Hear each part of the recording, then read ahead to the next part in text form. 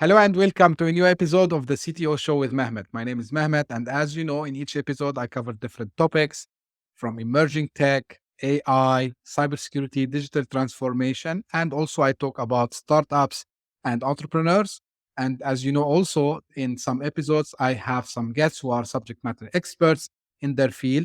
And today, actually, for the first time, I have someone with experience in the healthcare, and I'm very pleased to have with me today James Jordan. James, thank you very much for being on the show today.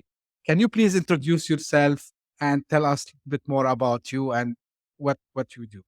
Sure. So my passion today is I kind of consider myself a medical futurist and an innovation expert. I like transforming healthcare business models as the market is evolving, improving process efficiency, and really focused on delivering high quality care to really make a great customer experience. And we don't use the word customer too often in healthcare. But that's the end result of many years of experience, right? So I've been at this business for 25 years. I've been on the manufacturing side, the distribution side, healthcare IT, pharmaceutical, medical devices, provider side, um, been on the academic side, and also was on the venture capital side, investing in these companies. So I've seen all aspects of this. I've worked for Fortune 500 companies, like executive VP for McKesson or a vice president of marketing for Johnson Johnson. I've done a few startups along the way.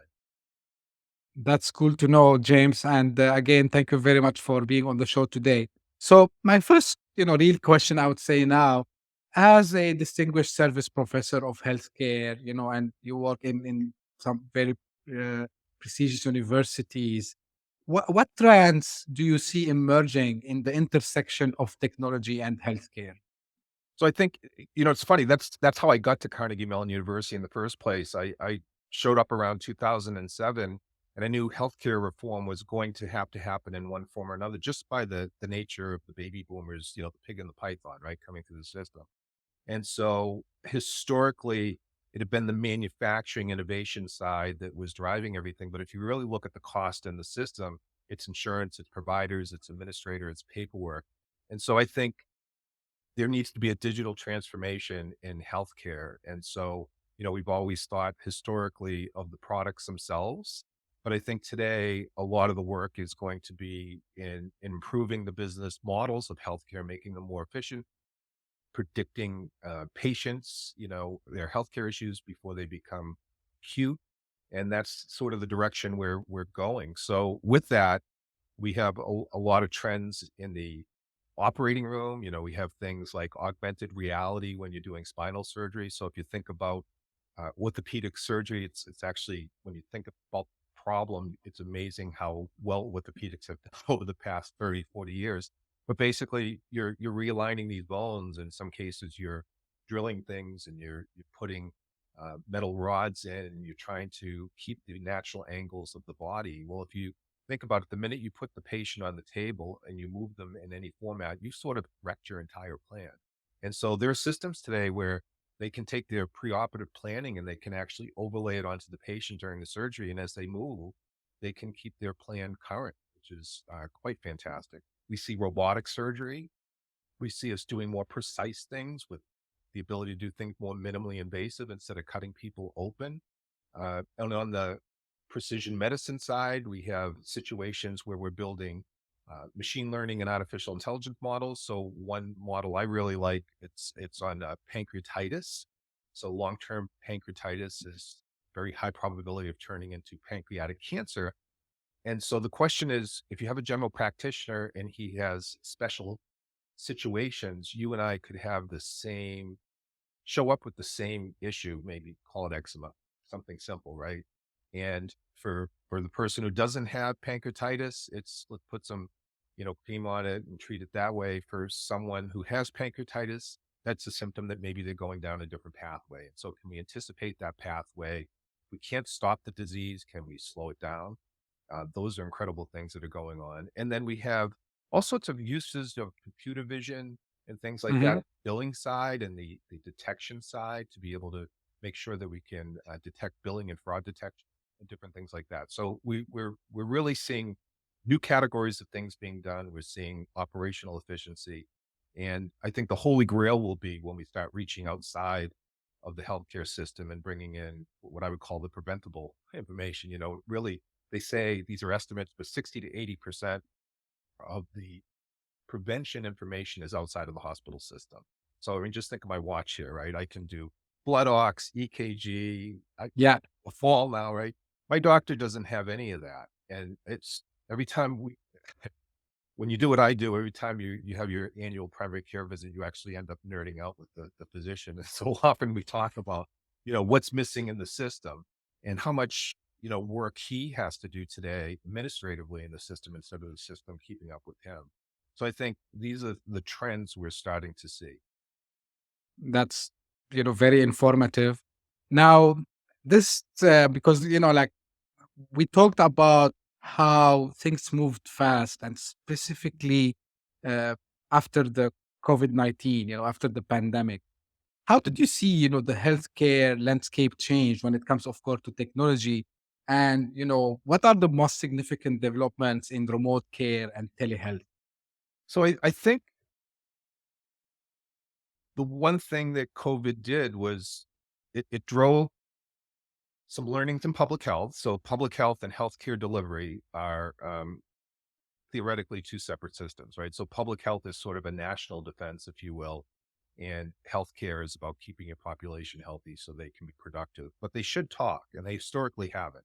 So if you were to go on the CDC website prior to COVID and look at a map of what's going on in this country, you just have some very basic information. If you go on there today, I can go to each hospital locally here and I can find out not only what's going on with COVID, but probably several other key diseases. So I think the government databases and structures have improved greatly. So I think that's on the sort of the public health side.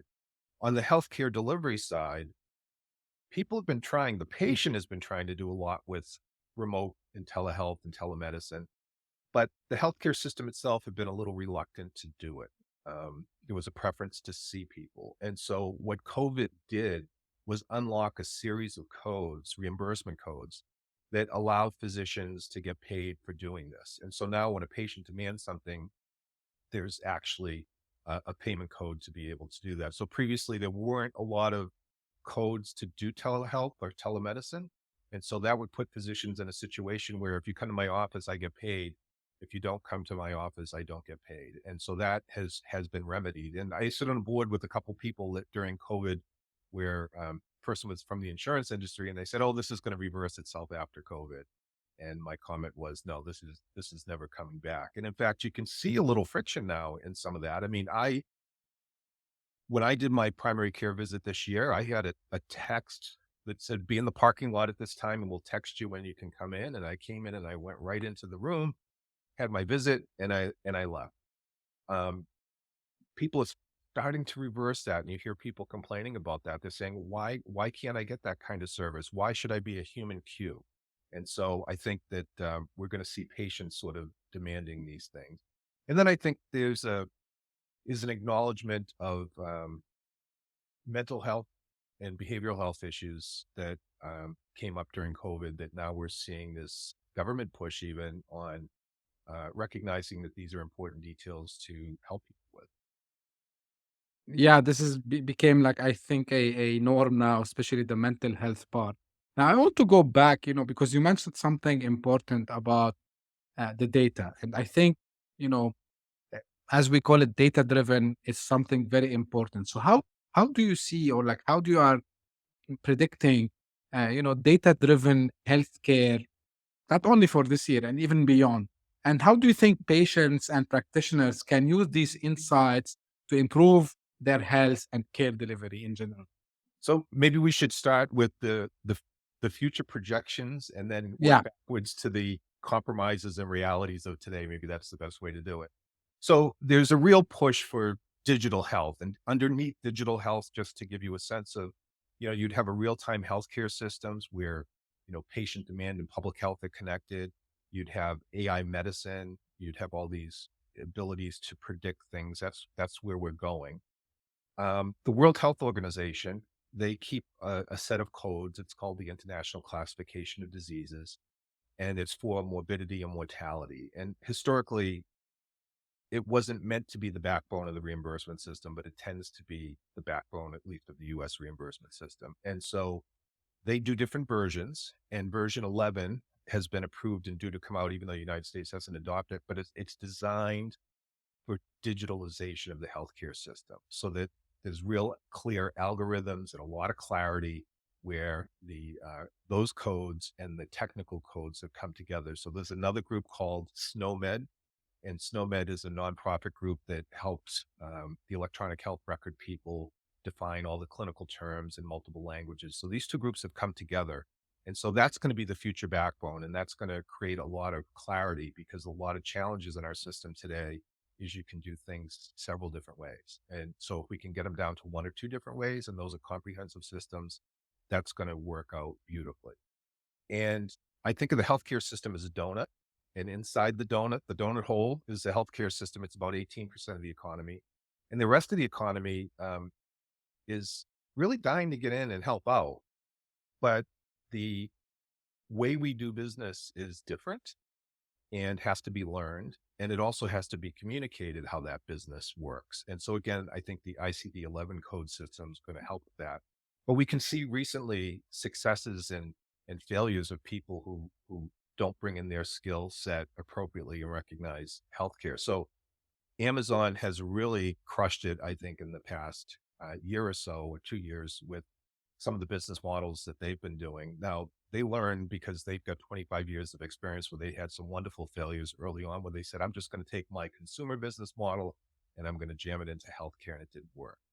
And so most recently they decided, let's merge and respect both cultures, and they've been very successful. And we've seen recently where Oracle, just the other day, I think the second time they've failed with the Veterans Administration, where they took Cerner software, which was number 2 in the market for electronic health records, and they merged the companies and they put some things maybe prematurely into the software that didn't work exactly. And again, the goal there is to scale. So I think, those are the challenges we're going to have in integrating. But, who can deliver better than Amazon? Um, you know, Once a company like Oracle or Microsoft or some of these really huge companies, we have big companies in healthcare, but they dwarf compared to some of these major software companies. And so they can figure out how to deploy their skill and their personalized delivery. I think it's gonna have a great benefit. But we have to be able to connect that data. And so we have this long history of policies of privacy and interoperability that keep offsetting each other. So we're really the intention of interoperability is that like my iPhone can talk to a million different apps. Why can't we do that with data? Well, people are concerned over security.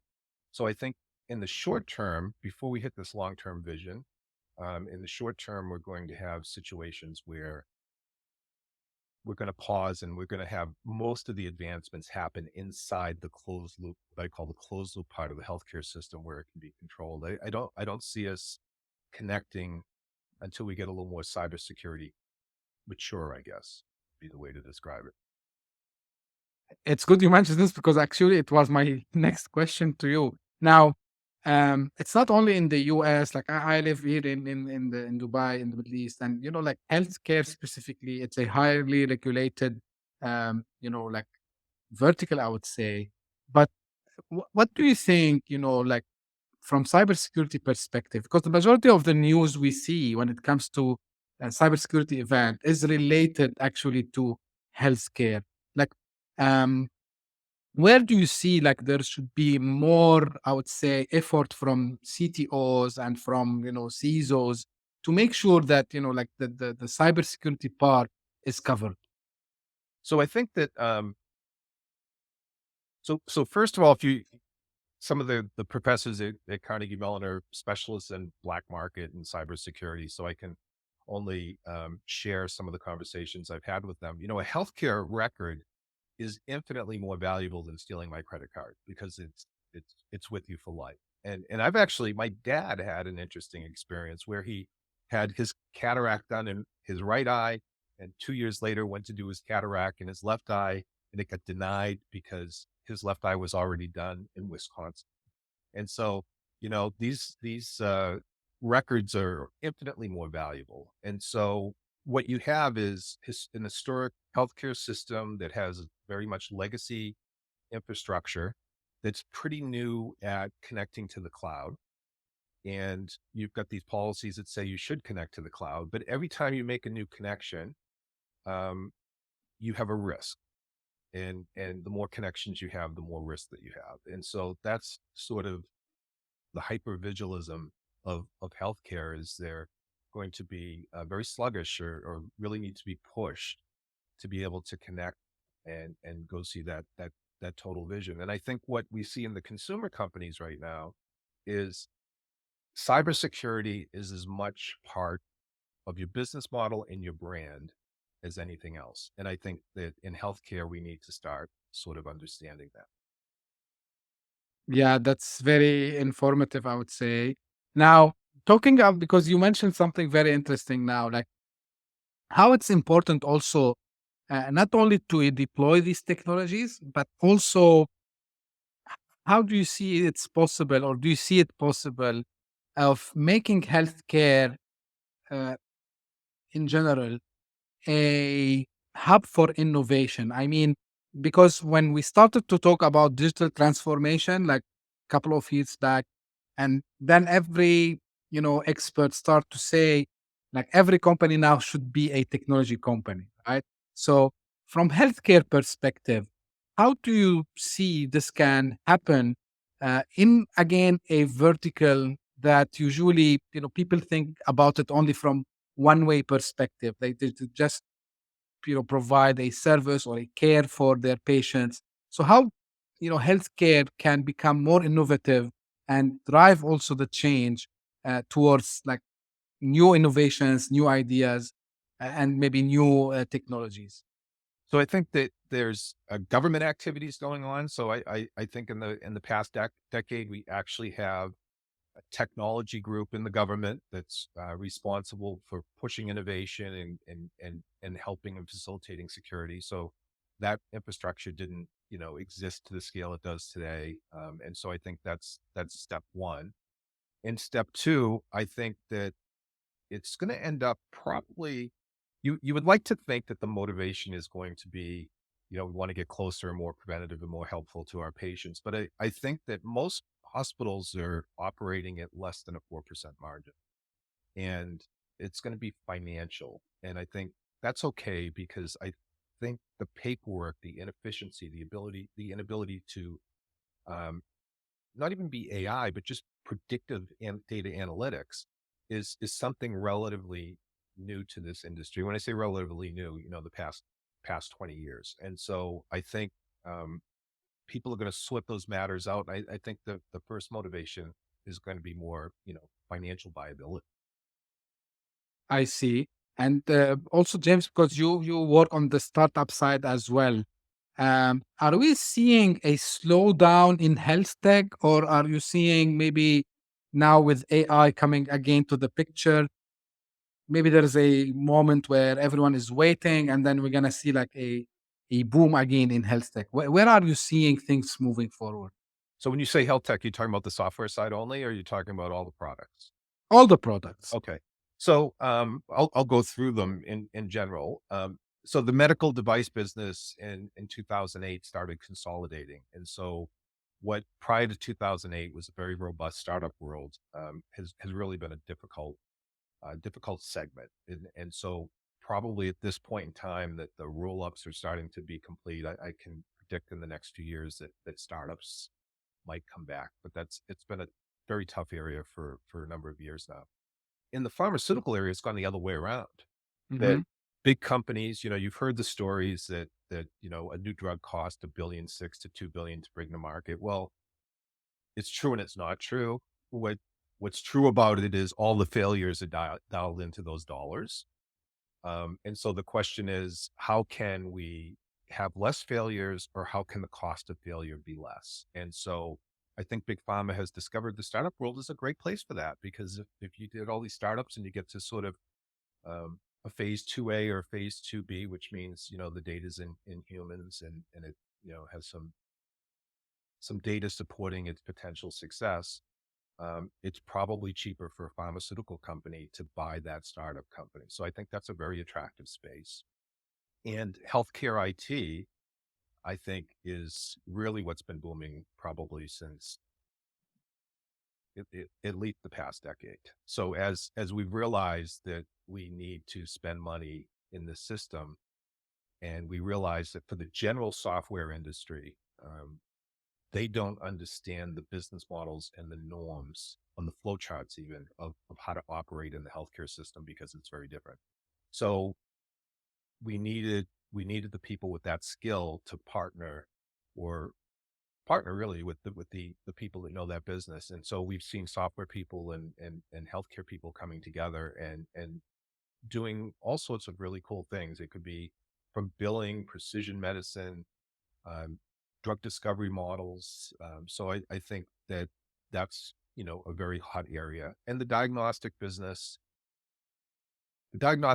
is an up and down kind of business. It doesn't get as much attention as it really should be because its FDA model is a little um, unusual compared to, say, medical devices and pharmaceutical companies.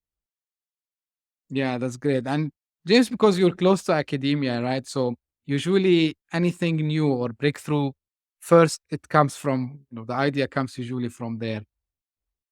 Like, how close are we to something that maybe we consider sci-fi of having, wearable devices but implanted in our bodies?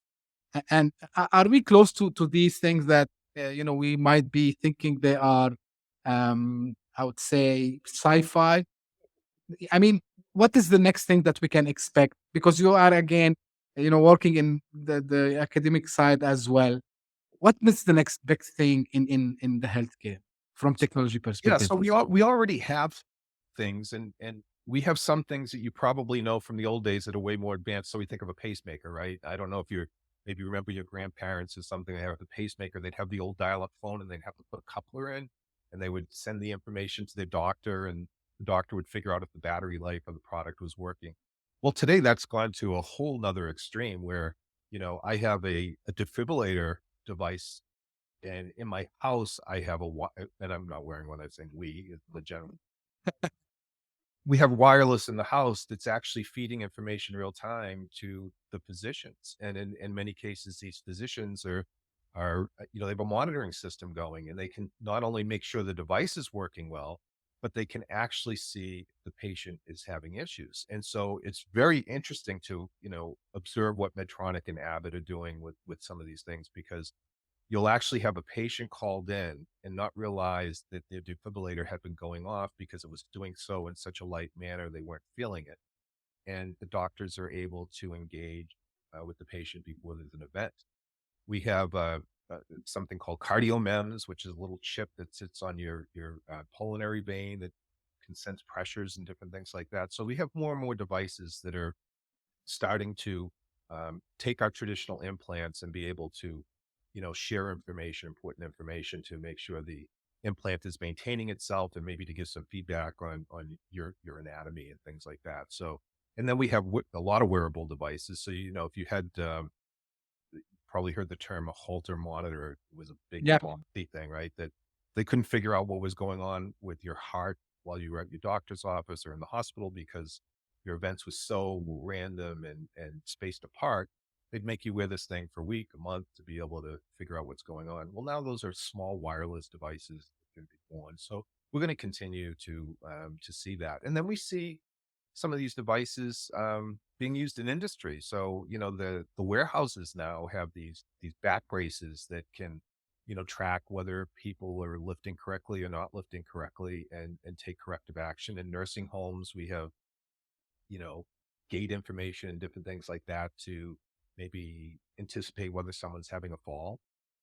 So it's coming for sure, and it will continue to evolve. Yeah, these are, like, I would say, really cool use cases. And the reason I ask, because when the first wearable device started to come, like mainly the Apple Watch, no one expected it to become part of I mean, something that really can be used to detect someone falling, or maybe someone who have problem with his heart or her heart. So really, it's cool to see this.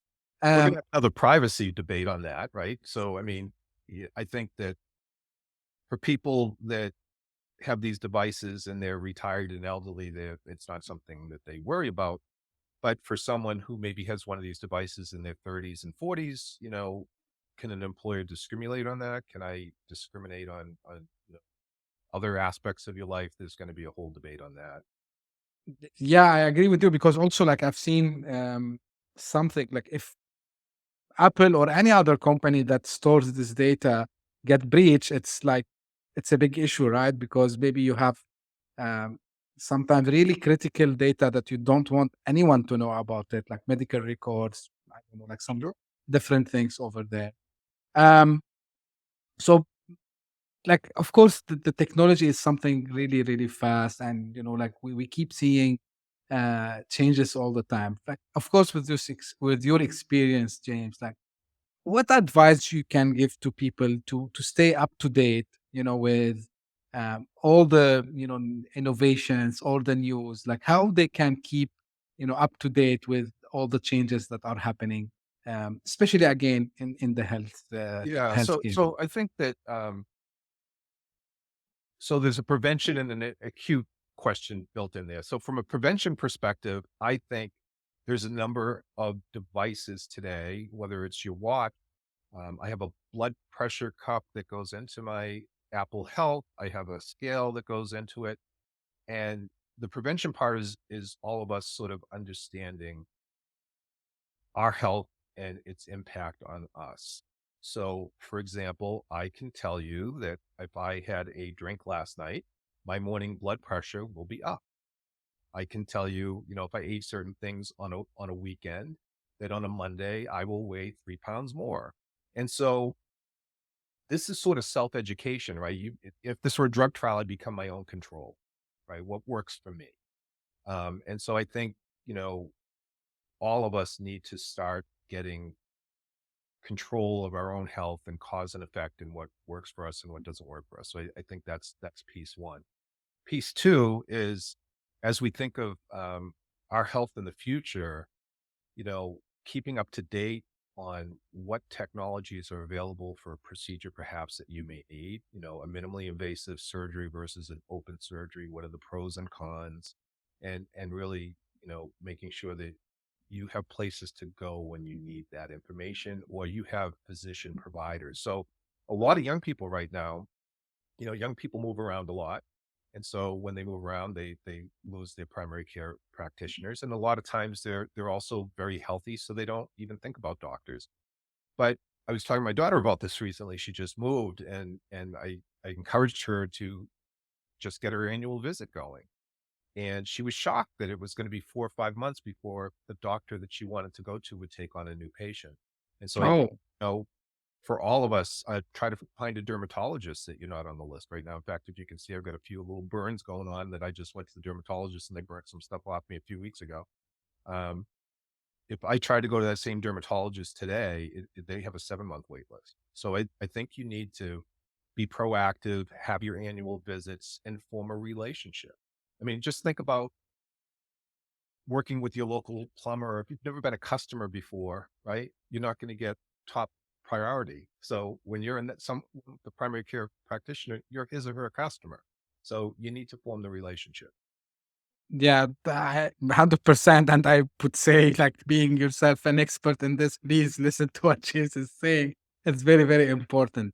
James, like, last thing before we close, what is really you feel you are excited the most about for the future of healthcare and life sciences, and what do you hope to see in terms of innovation and progress in the coming years? So I think, remember when we were in school and we had to take that statistics course when we were young and they had the distribution, right? And all the weird stuff was on the tail of the distribution. And to find it, you needed a lot of data. And so I think what connected medicine is allowing us to do is pull together large data sources and find those little tails that can be very informative that an individual doctor, um, it's really hard for them to be able, when they have 1,000 patients, to pull those kind of very subtle things out. And so I think of the whack-a-mole game, when you go to the beach or you go to a carnival, the little moles come up and you've got the mallet and you're whacking them Yeah. away. Yeah. I think what AI allows us to do is chill out, see a pattern, and hit that one mole at the right time and solve the problem. And I think that that's where the future is, and that's the promise of where we're going. That's very, very cool. At the end, anything you want to add? Anything like you want to share with us, James? No, I think that we covered pretty much everything. Okay, that's really cool. And I think it's very informative. And I'm happy because it's the first time I bring someone specialist in the healthcare to talk about, everything is happening from tech and also from health perspective. Thank you very much, James, for joining me in this episode today. And as usual, and this is for everyone who's watching or listening to this episode, thank you for watching or listening. And as usual, if you have any feedback, please get in touch with me. You can send me an email. You can find me on Twitter or LinkedIn. And also, if you want to be a guest on the show, don't hesitate to come to me. And lastly, don't forget to subscribe. If you're watching this, subscribe to the channel. If you're listening through your favorite podcasting app, subscribe also to the podcast and tell your friends, colleagues, and family about it. And of course, we will be again with you in another episode. So stay tuned and thank you very much. Until next time.